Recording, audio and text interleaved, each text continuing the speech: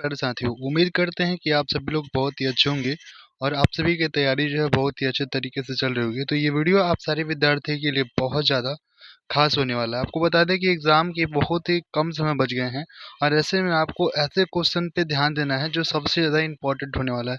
तो आज हम आप सभी को शॉर्ट क्वेश्चन देने वाले हैं जीव विज्ञान का। विद्यार्थी जी, आप लोग यहाँ पर देखेंगे कि 2025 में जितने विद्यार्थी मैट्रिक का एग्ज़ाम देने वाले हैं और वो भी जिनका एग्ज़ाम 21 तारीख से है ना, उनके लिए ये आज का वीडियो बहुत ज़्यादा इंपॉर्टेंट होने वाला है। देखिए, जीव विज्ञान के आपके शॉर्ट क्वेश्चन को देने वाले हैं, शॉर्ट प्रश्न को देने वाले, शॉर्ट यानी कि लघु उत्तरीय प्रश्न को देने वाले हैं। लघु उत्तरीय प्रश्न को आज आप सभी को हम देने वाले हैं। कौन ऐसे प्रश्न हैं जिसको आप लोग आसानी से पढ़कर, अगर आप लोग उसको अच्छे तरीके से पढ़ लेते तो आपको मतलब उम्मीद करिए कि आपका सारा क्वेश्चन वहीं से फंस जाएगा। ठीक है, तो ये विद्यार्थी जी गेस क्वेश्चन होने वाला हुआ और ये परीक्षा में 100% यही लड़ेगा। ठीक है, परीक्षा में जाने से पहले आप लोग इसको जरूर एक बार देख लीजिएगा। ठीक है, जरूर आप लोग क्या करिएगा, एक बार देख लीजिएगा। देखिए, आपके एग्जाम में जो है ना, आपके एग्जाम में आपके एग्जाम में अगर बात करें हम लोग, जो है टोटल 8 लघु उत्तरीय प्रश्न पूछे जाते हैं। ठीक है, इसमें से आपको बनाना होता है 4। तो यकीन मानिए कि अगर आप लोग इतने क्वेश्चन को अच्छे तरीके से कर लेते हैं ना, तो आपका एक भी क्वेश्चन जो है ना नहीं छूटेगा। ठीक है, तो चलिए शुरू करते हैं आज की क्लास को। तो देखिए, यहाँ पर आपको 30 संभावित इंपॉर्टेंट आपको हम लघु उत्तरीय प्रश्न देंगे। यहाँ पर अगर आप सभी लोग देखेंगे तो 30 संभावित आपके जो है प्रश्न दिए जाएंगे जो आपके परीक्षा के दृष्टिकोण से सबसे ज़्यादा महत्वपूर्ण होंगे। तो इस क्वेश्चन पे आप सारे विद्यार्थी को जितना अधिक हो सके, विद्यार्थी जी आप लोगों से जितना हो सके अधिक इस पर ध्यान दीजिएगा। और यकीन मानिए कि आपको जो यहाँ पर बता दे रहे हैं ना, वही सब क्वेश्चन आपके एग्जाम में आराम से पूछे जाएंगे। देखिए, टोटल 30 सब्जेक्टिव होंगे और 30 लघु उत्तरीय प्रश्न में आपको बता दें कि 30 लघु उत्तरीय प्रश्न में आपके एग्जाम में पूछते हैं 8 प्रश्न और आपको बनाने हैं 4, यानी कि यहाँ से कम आपको जो है 3 प्रश्न आसानी से फंस जाएगा। तो आप लोग अगर अभी तक कुछ भी नहीं पढ़े हैं तो इन क्वेश्चन को आप लोग अच्छे तरीके से ध्यान दे करके पढ़ लीजिए। ठीक है, चलिए पहला क्वेश्चन देखिएगा। पहला क्वेश्चन आपके एग्जाम में कई बार पूछा गया है। एग्जाम में जो क्वेश्चन पूछे गए वही सब क्वेश्चन आज हम लेकर के आए हैं। पहला क्वेश्चन है कि पोषण क्या है और यह पोषण के कितने प्रकार होते हैं। ठीक है, पोषण सबसे पहले समझाना है कि पोषण क्या होता है और इसके कितने प्रकार होते हैं। इसको अगर आप लोग समझा दीजिएगा तो आप लोग आराम से एग्जामिनर जो है आपको 2 नंबर दे देगा और आप लोग पास कर जाइएगा। ठीक है, अगला क्वेश्चन पूछेगा कि स्वपोषण और परपोषण में अंतर बताइए क्या है, यानी कि स्वपोषण क्या होता है और परपोषण में स्वपोषण क्या होता है और परपोषण क्या होता है, इसमें आप सभी को अंतर बताना है। अगला आप सभी लोग इसको लिख लीजिए। अगर आप लोग इसका पीडीएफ लेना चाहेंगे तो आप लोग इस नंबर पर कॉल करिएगा 91 62 87 20 95। इस पर आप लोग हमसे पीडीएफ ले सकते हैं। ठीक है, चलिए तीसरा आपको याद रखना है कि सजीव के 4 लक्षण, यानी कि कोई भी अगर चीज है तो वो सजीव होने के लिए सबसे पहले उसके पास 4 लक्षण होने चाहिए। वो सांस लेना चाहिए, वो सांस लेना चाहिए, वो चलना चाहिए। ये सभी कितने सजीव के कितने लक्षण हैं, सजीव के आपको बताने हैं 4 लक्षण होते हैं और कौन कौन लक्षण होते हैं वो अगर आप लोग लिख दीजिएगा। अगला देखेंगे हमारे आमाशय में अम्ल की क्या भूमिका है। हमारे आमाशय में अम्ल की क्या भूमिका है। 5वां नंबर क्वेश्चन देखेंगे पित्त क्या है और मनुष्य के पाचन में इसका क्या महत्व है। ठीक है, अगला देखेंगे 6 नंबर क्वेश्चन क्या पूछा गया, प्रकाश संश्लेषण किसे कहते हैं और इसके समीकरण को लिखे। विद्यार्थी जी सबसे इंपॉर्टेंट ये पूरे मतलब जो जितने क्वेश्चन दे रहे हैं ना, उसमें सबसे ज्यादा इंपॉर्टेंट यही क्वेश्चन है। ठीक है, प्रकाश संश्लेषण किसे कहते हैं और इसके लिए समीकरण लिखिए। ठीक है, ये आप सभी लोग लिख लीजिएगा। अगला देखेंगे, अगला क्वेश्चन है कि दांत कितने प्रकार के होते हैं और वो कौन कौन होते हैं, इसको आप सभी को लिखना है। ठीक है, तो आप सभी लोग जानते हैं कि दांत 4 प्रकार के होते हैं और कौन कौन होते हैं वो उसको आप सभी को लिख लेना है।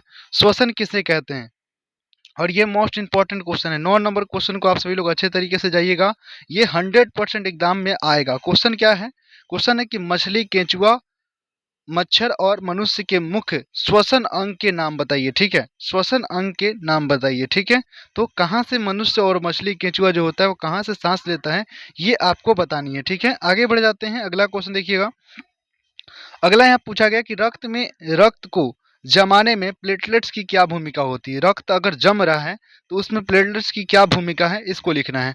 धमनी और सीरा इंपॉर्टेंट क्वेश्चन विद्यार्थी जी, पोस्ट वीवीआई इंपॉर्टेंट क्वेश्चन है। स्टाम्प ले लो, जो आपको बता रहा है ना कि इंपॉर्टेंट है तो उसको आप सभी लोग अच्छे तरीके से याद रखिएगा। धमनी क्या होता है और सीरा क्या होता है, इसमें आप सभी को अंतर लिख देना है। ठीक है, 12वें नंबर क्वेश्चन को आप सभी को क्या पूछा गया कि पोषण किसे कहते हैं। पोषण आगे होता क्या है, पोषण आप सभी को लिखना है। पोषण के प्रकार क्या होते हैं, इसको आप सभी को लिखना है। ठीक है, अगला देखेंगे। अगला क्वेश्चन यहाँ पर पूछा गया आप सभी लोगों से, बताइए क्वेश्चन यहाँ पर है इंपॉर्टेंट क्वेश्चन है ये विद्यार्थी जी इंपॉर्टेंट क्वेश्चन है। देखिए क्वेश्चन क्या है कि जाइलम और फ्लोएम में क्या अंतर है। जाइलम जल के लिए, पादप भोजन जो होता है, जितने भी पेड़ पौधे होते हैं उसमें जाइलम जो होता है जल के लिए उत्तरदायी होता है, जल के परिवहन के लिए उत्तरदायी होता है, जबकि फ्लोएम की बात करेंगे तो पेड़ पौधों में भोजन के परिवहन के लिए उत्तरदायी होता है। आप सभी लोग अच्छे तरीके से लिख लेंगे।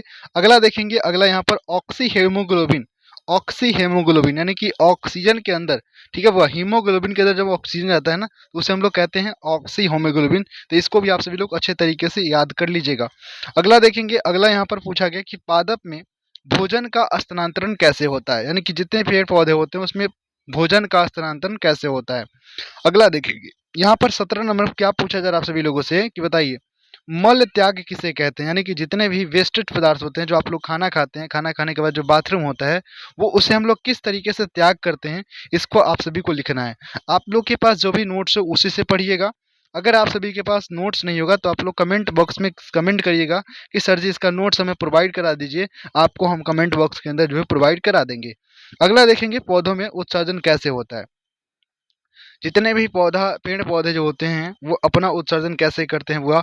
और आपको एक चीज और याद रखना है कि मानव में उत्सर्जन कैसे होता है। मानव में उत्सर्जन पूछा जाए कि कैसे होता है तो याद रखिएगा ये होता है किसके सहारे, ये किसके सहारे होता है विद्यार्थी जी, आप सभी लोग कमेंट करके बताइएगा, ठीक है। अगला देखेंगे 18 नंबर में क्वेश्चन इंपॉर्टेंट विद्यार्थी जी ये है प्रतिवर्ती क्रिया, प्रतिवर्ती क्रिया और प्रतिवर्ती क्रिया और जो है आपको जो है प्रतिवर्ती चाप। देखिए यहाँ पर प्रतिबिंब चाप नहीं होगा, यहाँ पर होगा प्रतिवर्ती चाप, ठीक है, प्रत्यावर्ती चाप, ठीक है, प्रत्यावर्ती चाप यहाँ पर होगा, ठीक है, प्रतिबिंब नहीं होगा, ठीक है, प्रत्यावर्ती चाप होगा।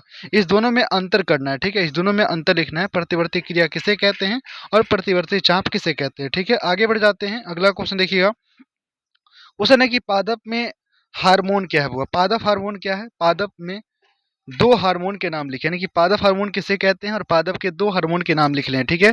प्यूटरूटी ग्रंथि को मास्टर ग्रंथि क्यों कहते हैं, इसको आप सभी को लिखना है। प्यूटरूटी ग्रंथि को मास्टर ग्रंथि क्यों कहते हैं, इसको आप सभी को लिखना है। यहाँ पर पूछा गया कि लैंगिक जनन और अलैंगिक जनन, एक होता है लैंगिक और दूसरा होता है, एक होता है अलैंगिक। तो इस दोनों में अंतर लिखना है कि क्या क्या अंतर होते हैं, ठीक है। अगला देखेंगे, यहाँ पर 22 नंबर क्वेश्चन देखिए क्या पूछा गया। 22 नंबर क्वेश्चन यहाँ पर क्या है विद्यार्थी जी, आप सभी लोग देखेंगे। क्वेश्चन है कि द्विखंडन और बहुखंडन में अंतर लिखें। कायिक जनन क्या है, कायिक जनन क्या है, अगला देखेंगे आप सभी लोग। अगला देखेंगे कि गर्भ निरोधी, विद्यार्थी जी क्या है यहाँ पर देखिएगा कि गर्भ निरोधी, यानी कि अगर मान के चलिए बच्चा है और उसको जो है खत्म करना है ना तो उसके लिए गर्भ निरोधी गोली खाया जाता है। तो वो गोली के नाम बताएं, गोली के बारे में बताइए, यानी कि गर्भ निरोधी गोली क्या होता है इसके बारे में आप सभी को बताना है, ठीक है, इसके बारे में आप सभी को बताना है। अगला देखेंगे यहाँ पर, अगला यहाँ पर पूछा गया है कि मनुष्य में होने वाली लैंगिक संचारित रोग, यानी कि जितने भी एड्स से रिलेटेड जैसे कि कोई भी बीमारी होता है जो कि लिंग के आधार से होता है, लिंग पर होता है ना, तो उसे हम लोग कहते हैं लैंगिक संचारित रोग। तो वो कौन कौन से होते हैं वो उसके नाम लिख ले हैं, उसके नाम लिख ले हैं हुआ। अगला देखेंगे, अगला क्वेश्चन यहाँ पर देखिएगा 26 नंबर में यहाँ पर पूछा गया कि गर्भ निरोधी युक्ति को कौन कौन सी है, बताइए गर्भ निरोधी युक्ति बताइए कौन कौन सी होती है। सबसे पहले कॉन्डम होता है, उसके बाद में कॉपर टी होता है, ये सब जो होते हैं क्या होते हुआ आपके गर्भ निरोधी युक्ति होते हैं, ठीक है। अगला देखेंगे, अगला यहाँ पर हुआ समजात अंग और असमजात अंग में अंतर लिखना है, ठीक है। समजात अंग किसे कहते हैं और असमजात अंग किसे कहते हैं इसको लिखना है। देखिए इतना अगर आप लोग कर लेते हैं ना तो एक भी क्वेश्चन हम यकीन से कह सकते हैं कि एक भी क्वेश्चन आप सभी का छूटेगा नहीं। 28 पूछा गया कि उत्पादक किसे कहते हैं, उपभोक्ता किसे कहते हैं। उत्पादक क्या है तो उपभोक्ता, अगर पूछा जाए कि उत्पादक किसे कहते हैं बुआ तो उत्पादक वे जीव जो पानी और कार्बन डाइऑक्साइड जैसे सरल अकार्बनिक पदार्थ से भोजन अपना स्वयं बनाते हैं उसे हम लोग कहते हैं उत्पादक। जैसे कि पेड़ पौधे ये क्या करते हैं विद्यार्थी जी, ये अपने खुद से भोजन बनाते हैं, ठीक है। उपभोक्ता क्या हुआ, जो यूज करता है उसे हम लोग उपभोक्ता कहते हैं। अगला देखिएगा, यहाँ पर क्वेश्चन देखिएगा, यहाँ पर क्वेश्चन क्या पूछा गया कि आहार श्रृंखला क्या है, एक स्थलीय आहार श्रृंखला का उदाहरण दीजिए। आहार श्रृंखला जैसे कि मान के चलिए यहाँ पर बकरी है तो बकरी क्या करेगी, बकरी घास को खाएगी, ठीक है बुआ, बकरी क्या करेगी, घास खाएगी बकरी, और बकरी को खाएगा क्या, मानव। तो ये आपको एक हो गया क्या, आहार श्रृंखला, ठीक है। तो इस तरीके से आपको लिखना है कि आहार श्रृंखला क्या होता है और ये एक स्थलीय आहार श्रृंखला का उदाहरण आपको बताना है। आराम से आपका 2 नंबर मिल जाएगा। अगला देखिएगा, आज का ये लास्ट क्वेश्चन और इम्पोर्टेंट क्वेश्चन है विद्यार्थी जी। ओजोन परत की ओजोन परत की क्षति हमारे लिए क्यों चिंता का विषय बना हुआ है। देखिए, जितने भी आपके चेहरे पर जो पिंपल्स होते हैं ना, वो ओजोन यानी कि O3 की परत अगर नहीं होंगे विद्यार्थी जी, तो आपका चेहरा जो है पूरी तरह से बर्बाद हो जाएगा। जितने भी पराबैंगनी किरण होता है वो आपको ओजोन परत रोके होता है। तो यही कारण है कि ओजोन परत जो है ना, ओजोन परत का भी जो है ना क्या सिचुएशन बन रहा है कि आपका जो है पराबैंगनी किरण को रोक नहीं पा रहा है, जिसके कारण आपके मुंह पर पिंपल्स हो रहा है। ठीक है, तो इतना आप लोग 31 प्रश्न आपको दे दिए हैं। इसको आप लोग अच्छे तरीके से, आप लोग आपके पास जितने भी नोट्स हों उस नोट से आप लोग देख करके अच्छे तरीके से याद करिएगा। और यकीन मानिए कि 8 क्वेश्चन में 4 क्वेश्चन यहीं से रहेगा। तो मिलते हैं हम लोग अगले वीडियो में, तब तक के लिए जय हिंद, जय भारत।